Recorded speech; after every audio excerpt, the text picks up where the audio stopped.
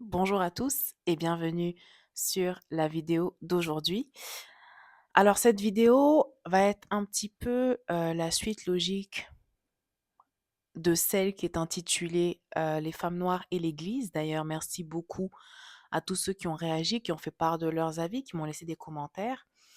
Et justement, il y a un commentaire en particulier, que je voulais, partager avec vous. Je sais que vous pouvez le voir en dessous de la vidéo, mais pour ceux qui tombent sur la première fois sur mon contenu, bienvenue à vous sur Babe Network. Je suis votre hôte Miss Babe et sur cette chaîne, on partage des trucs sur la féminité, je partage mes observations et mes opinions par rapport à certains faits de société, les relations hommes-femmes notamment. Alors, voici le commentaire d'une, de mes abonnées qui est très souvent sur mes directs. D'ailleurs, il faut savoir qu'il y a des directs privés, hein, parce qu'il y a un membership, il y a 2 paliers de membership. Vous pouvez vous abonner et si ça vous gaze après un mois, vous vous déconnectez, il y a pas de problème. Il y a des vidéos qui sont exclusives aux membres, d'accord? Parce qu'il faut quand même les récompenser parce que ce sont des personnes qui estiment qu'elles en valent la peine d'avoir accès à certains contenus parce que, je peux pas tout dire comme ça publiquement sur les réseaux sociaux. À un moment donné, il faut être sage. Le commentaire va comme suit. Dans les églises, on te dit que Dieu t'a réservé un seul homme et que le jour où tu le rencontreras, Dieu te parlera et tu sauras donc et tu sauras. Donc, on nous décourage à multiplier les rencontres car ce serait aller à l'encontre de Dieu. J'ai des amis qui en sont convaincus. À chaque fois qu'un homme leur propose le moindre rendez-vous, elles vont prier et si Dieu ne leur répond pas,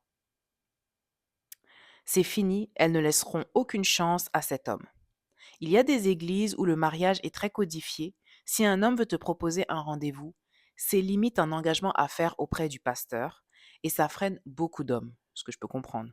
En plus, les sœurs ne parlent que de la parole de Dieu durant les rendez-vous. Donc ça ne fait pas rêver les hommes, même s'ils sont chrétiens. Ils préfèrent aller vers les femmes du monde, entre guillemets, hein, les femmes du monde, qui sont plus fun. Mais les femmes s'y refusent catégoriquement car elles ne veulent pas être sous un joug étranger. Je pense qu'il y a beaucoup de points comme ceux que j'ai évoqués qui font que la femme noire à l'église a du mal à se marier et tout le système est fait pour qu'elle y reste. Alors je trouve ce commentaire très pertinent en réalité parce que c'est vrai qu'on propage l'idée dans les églises comme quoi il y a un seul homme que Dieu a pour toi. C'est en partie vrai, d'accord? Ton match parfait existe si tu es destiné à te marier parce que ce n'est pas toutes les femmes qui vont se marier, ce ne sont pas toutes les femmes qui vont être mères. Mais comme je l'ai, mentionné dans la vidéo précédente, culturellement, ne pas se marier et ne pas avoir de foyer ainsi qu'une famille est inconcevable dans notre communauté d'Africains. Chez les Africains, c'est inconcevable parce que culturellement, ça fait partie de nos objectifs de vie. Donc quand on se replie face à la chrétienté, où il est dit dans la Bible, parce que c'est Paul qui dit que c'est pas tout le monde qui doit se marier, tout ça, machin, machin, parce que c'est des problèmes.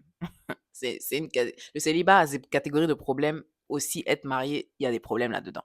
Si tu peux pas supporter, reste célibataire. Mais c'est mentionné, sauf que ce point-là, tu pourras pas aller te lever, aller dire aux parents africains bantous, ou même sahéliens, ou peu importe, parce que bon, les sahéliens, ils sont plus dans l'islam. Mais bon, bref, tu vas pas te lever pour aller leur dire qu'en tout cas, moi, je vais pas me marier. Surtout si tu es une fille. Ah, moi, je vais pas de marier, je vais pas me marier, je vais pas avoir d'enfant. Sacrilège. Donc, culturellement, il y a une opposition ici. Ça, c'est la première chose. Deuxième chose, si tu es destiné donc à te marier, à fonder un foyer, ton match parfait existe. Il existe, mais il n'est pas forcément ce à quoi tu t'attends. Et c'est pour ça que dans la vidéo précédente, je disais qu'on vend aux femmes qui sont dans l'église, les femmes africaines qui sont dans l'église, on leur vend un type d'homme qui n'existe pas. Là, on est au-delà des critères rocambolesques des femmes. Oh, j'ai besoin qu'il fasse 1,95 m.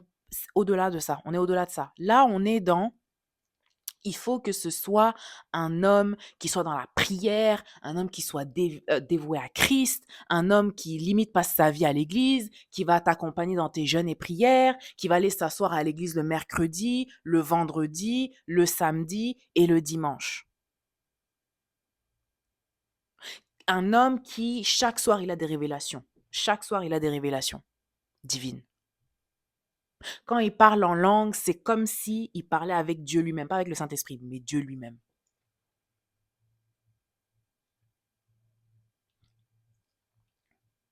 On vend à ces pauvres femmes-là un homme qui n'existe pas, ou alors un homme qui existe mais qui n'est pas à leur portée. En fait, c'est le sous-texte. Cet homme-là n'est pas à leur portée, mais les pasteurs ne vont pas leur dire. Ils vont pas leur dire. Parce qu'ils ne veulent pas se sentir non plus responsables du fait qu'une femme entre dans son ère de séduction. Parce que pour avoir un homme, il faut savoir le séduire. En fait, je vais rien vous apprendre. Il y a des manières halal de séduire, mais il faut quand même savoir séduire. Or, c'est pas au pasteur de t'apprendre à séduire un homme. Et la séduction, ça passe aussi d'abord pour les hommes par l'apparence physique. Tout le monde le sait, ça, que les hommes sont visuels, mais bizarrement, les femmes d'église font abstraction de ça et lors des rendez-vous, euh, comme cet abonné l'a mentionné, elles ne parlent que de la parole de Dieu. Mais comment tu veux séduire un homme avec juste parler des versets bibliques et des histoires? Il y a un temps pour chaque chose. Il y a un temps pour chaque chose. C'est pas lors du premier rendez-vous que vous allez commencer à décortiquer la Bible. À moins que ce soit un frère d'église lui-même. Mais si vos rendez-vous ne tournent que autour de ça, vous vivez dans une bulle et vous n'êtes pas prêt à affronter le monde réel.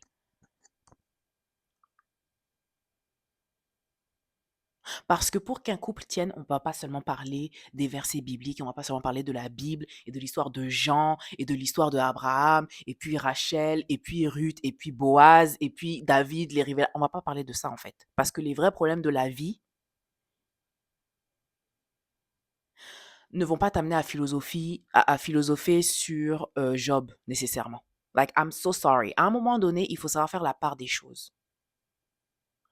C'est bien d'avoir un intérêt pour la spiritualité, d'avoir un intérêt pour la religion, d'avoir un intérêt pour la foi.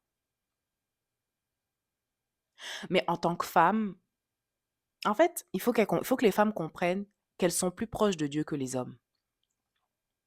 Like, let me just say what it is. Les femmes sont plus proches du Créateur que les hommes. J'ai pas envie de rentrer dans une autre théorie, mais je pense savoir pourquoi.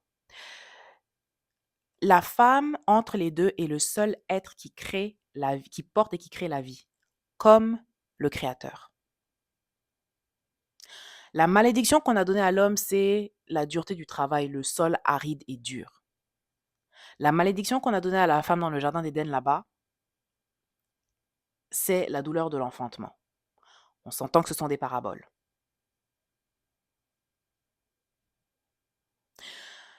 Quand Dieu a créé le ciel, la terre, les océans, les montagnes, les animaux, c'était un enfantement pareil. Donc la femme, spirituellement, est plus proche du Créateur que l'homme. Comprendra qui pourra. Donc, tu ne peux pas, toi, en tant que femme, t'attendre à ce qu'un homme soit comme toi. Parce que les rôles sont différents. C'est bien s'il a une base. C'est bien s'il a une base. Mais là où il faut se poser la question, c'est pourquoi est-ce que tu veux un homme qui soit trop, très trop spirituel? Pourquoi? Ça nourrit quel besoin en toi? C'est pas parce qu'un homme est très trop spirituel que ça veut dire que dans la vie il va s'en sortir. Non, pas du tout. Excusez-moi. This has nothing to do with that. C'est pas parce qu'un homme est très trop spirituel que ça veut dire qu'il va réussir dans la vie. Un homme réussit dans la vie parce que, un, il comprend comment le monde fonctionne, bien que ce soit le monde qui... Les forces... C'est quoi qu'on dit? On ne combat pas la chair, mais on combat les forces. Je sais plus c'est quoi les versets, moi aussi. Je m'avance sur le truc, je connais même pas les versets exacts. Enfin, je les connais, mais j'arrive pas à les citer. Un homme qui réussit dans le monde dans lequel on vit aujourd'hui. Et on n'est plus dans les années 1900, 1920, 1940, 1960, c'est plus les 30 glorieuses là, où tu avais un job et tu étais dans la même mouvance pendant 30, 40 ans. Le monde, en fait, il a tellement changé en 100 ans qu'un homme aujourd'hui qui est juste très trop spirituel ne peut pas réussir. Parce que les enjeux sont différents. Le monde fonctionne différemment. Si tu n'es pas à la page, tu ne réussiras pas. Like, it's not even just me qui le dit. Regardez la réalité économique. Même si on sait que les décisions sont influencées par des gens qui sont plus puissants que les dirigeants physiques qu'on voit là. Ça peut être des forces, machin. OK. Mais vous n'avez pas remarqué que ceux qui gagnent dans la vie, les hommes qui gagnent dans la vie, ils sont pas tous les jours dans les combats spirituels de genre 2 ans là. Vous n'avez pas remarqué ça? C'est parce que ces hommes-là comprennent comment le monde fonctionne. Ils comprennent le pouvoir de la perception. Ils comprennent le pouvoir de la réputation. Ils comprennent le pouvoir des bonnes alliances. Ils comprennent le pouvoir aussi du travail. Et le fait de rendre des comptes, accountability, qui n'a pas une bonne traduction en français. Being accountable. Devoir rendre des comptes. Les hommes qui réussissent connaissent les codes de la réussite. Ce pas des gens qui sont nécessairement très trop spirituels. Donc, il faut vraiment se poser la question, si tu cherches un homme qui t'est clairement inaccessible, parce que quand vous les regardez tous là, regardez-les tous, Tatou, Castanou, Sanogo, je les cite comme si c'était mes amis.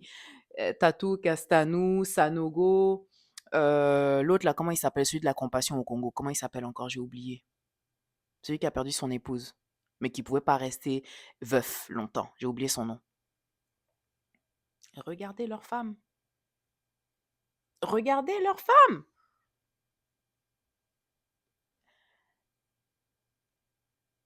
Regardez le niveau de leurs femmes.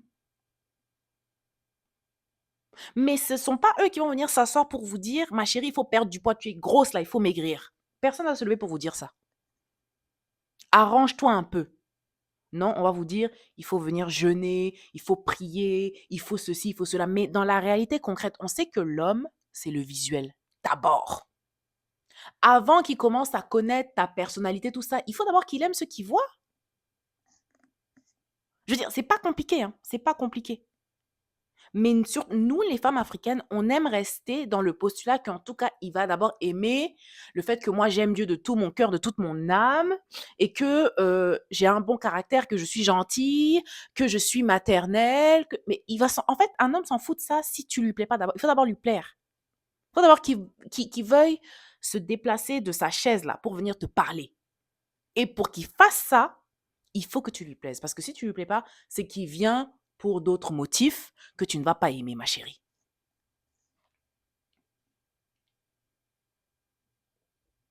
Si tu lui plais, il y a le motif sexuel qui le pousse à venir te parler, bien sûr, mais il y a aussi la curiosité. Si tu ne lui plais pas, mais que tu es la seule fille, il va s'essayer pour un motif sexuel seulement. Il va même pas essayer de vouloir savoir comment tu t'appelles, tout ça. Il veut d'abord savoir s'il y a moyen. Mais comme il faut tout vous dire de manière crûment, faut arrêter d'être naïf. Hein. Faut arrêter d'être naïf. Continuons sur son commentaire.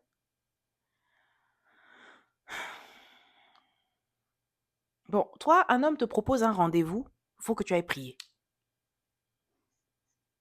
Ça va à l'encontre, en fait, de clairement ce qui fonctionne dans le monde d'aujourd'hui, la manière de dater, parce que ce n'est pas quelque chose dans nos cultures qu'on a appris. Parce que à l'époque, quand un homme se présentait pour une fille, c'est que, en fait, il avait déjà projet de l'épouser sans forcément la connaître. Donc, on est resté un peu dans cette mentalité. Sauf qu'aujourd'hui, les hommes ont accès à tout type de femmes. C'est plus comme avant où vous étiez dans le même village, là, il y avait 5 hommes, 4 femmes, bah, il y a moins de femmes que d'hommes. Donc forcément, si tu veux une fille, tu sais déjà que tu vas l'épouser. Parce que sinon, tu n'auras pas de femme. Mais aujourd'hui,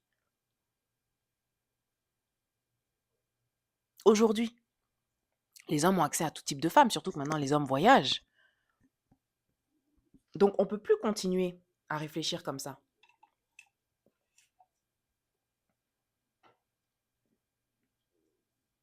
Ouh, mon ventre gargouille. On peut plus continuer à réfléchir comme ça, en fait. Si à chaque fois qu'un homme vient te demander un rendez-vous, il faut qu'il passe par tout le protocole de l'église, il y a un problème. Ça veut dire que toi-même, dépendamment de la tranche d'âge, mais mettons que tu es mi-vingtaine et au-delà, 26, 27, 35, l'église va faire quoi dans le fait qu'un homme veuille t'amener en rendez-vous? Le fait d'aller en rendez-vous, là, c'est apprendre à se connaître, hein.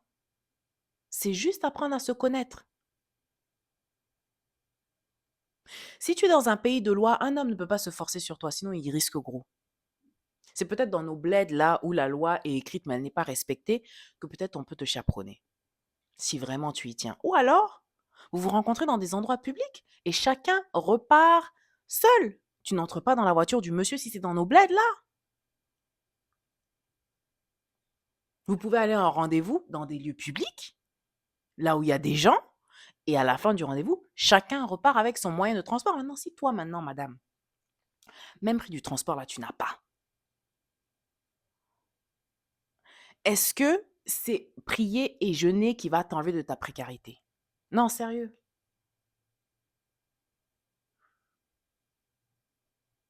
Mais ça, c'est pour celles qui vivent en Afrique. Pour celles qui sont en Occident, tu n'as pas besoin nécessairement de rentrer avec le monsieur la première fois que tu le vois, qui te ramène chez toi. Tu peux dire non, merci, je vais prendre mon transport. Peut-être à partir du deuxième ou troisième rendez-vous, quand je serai plus à l'aise. C'est tout. Tu n'es pas forcé. Quel homme va vouloir simplement apprendre? C'est-à-dire, premier rendez-vous, le gars veut seulement apprendre à te connaître. Évidemment, voir s'il y a moyen pour te tester, parce que les hommes aussi testent, il faut bien qu'ils testent.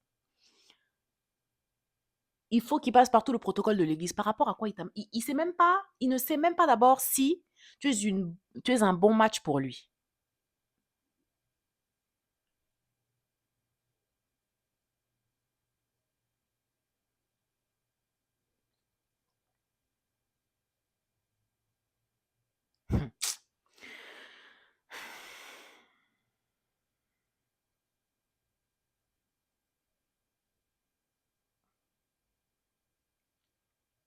Donc, vous êtes là. Pour un premier rendez-vous, il faut aller parler au pasteur. Une fois qu'il a décroché le rendez-vous, là, tu parles que de la parole de Dieu, mais il va s'ennuyer à mort. Même si les sujets bibliques sont des sujets profonds, sont des sujets sur lesquels on peut méditer et on peut discuter, it's boring d'en parler tout le temps, tout le temps, tout le temps. Il faut avoir d'autres intérêts dans la vie. J'ai fait une vidéo qui s'intitule Pourquoi est-ce que les femmes noires ne sont pas épanouies dans leur vie. Il faut aller regarder la vidéo là. Bon, c'est dans le membership, guys. Mais j'ai expliqué pourquoi. Tu peux pas, ta vie ne peut pas seulement être centrée sur la parole. Ta vie peut pas être centrée là-dessus, en fait. Ta vie doit être centrée sur l'harmonie des sphères qui te rendent épanoui, dont la foi et la spiritualité fait partie.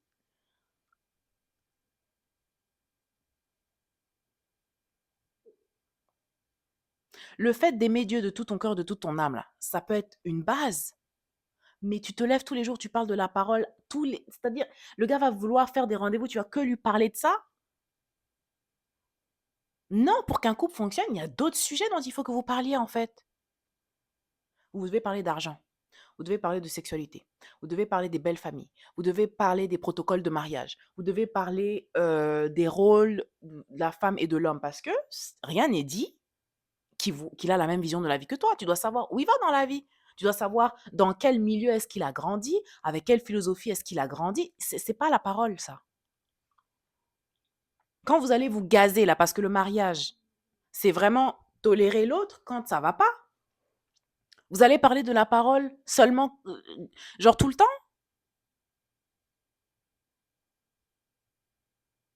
Donc non, ils vont voir les filles qui sont en dehors de l'église, qui ont d'autres sujets de conversation, qui ont d'autres centres d'intérêt et qui ont d'autres buts dans la vie, mis à part juste se marier, avoir des enfants là. Elles ont d'autres perspectives, elles ont d'autres intérêts. Donc, pour eux, ils se disent, parce qu'un homme reste un homme, qu'il soit chrétien ou pas, un homme qui fait face à une femme qui a d'autres centres d'intérêt dans la vie se dit, ah ok, elle va pas dépendre émotionnellement de moi, il y a d'autres choses qui lui font plaisir dans la vie, qui font ressortir sa joie. Je ne suis pas responsable de son bonheur à 100%. Ça leur enlève un poids. Même si dans l'entendement collectif africain, un homme se sent responsable du bonheur de sa femme, le fait qu'elle ait d'autres intérêts lui enlève une pression à lui parce qu'il doit déjà pourvoir, il doit déjà être responsable de l'avancement de la famille. Est-ce que vous comprenez? Donc, il faut bien se questionner sur toute la philosophie qu'on vous dit dans les églises par rapport au mariage et par rapport au fait que vous soyez encore célibataire dans les églises. Techniquement, l'église, c'est l'endroit où les femmes ne devraient pas être célibataires. On ne devrait pas retrouver un gros taux de célibat dans les églises, techniquement. Et je vais terminer là-dessus et ce sera l'objet d'une prochaine vidéo. Les hommes qui sont réellement puissants, successful, sont ceux sur qui les hommes vont prendre exemple. Et donc, c'est aux hommes que ces hommes-là qui sont puissants, c'est à ces hommes-là qui vont enseigner. Mais si vous observez que les hommes de Dieu que vous suivez là, ils ne font qu'enseigner aux femmes, posez-vous la question de savoir pourquoi. Et je vais vous dire pourquoi. En fait, non, ce sera la prochaine vidéo. Mais si un homme de Dieu ne fait qu'enseigner aux femmes, posez-vous la question de savoir pourquoi. Posez-vous la question. Je termine là-dessus. Je vous aime et je vous dis à la prochaine.